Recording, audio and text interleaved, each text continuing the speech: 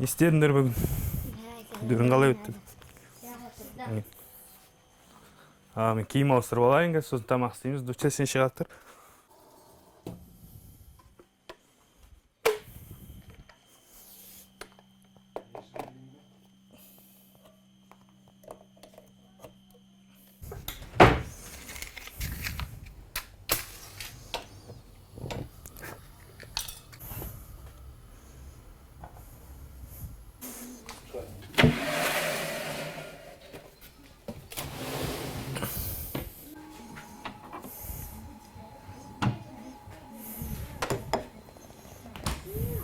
Балалар, қолдарын жуыңдар, кел, тамаққа келіңдер.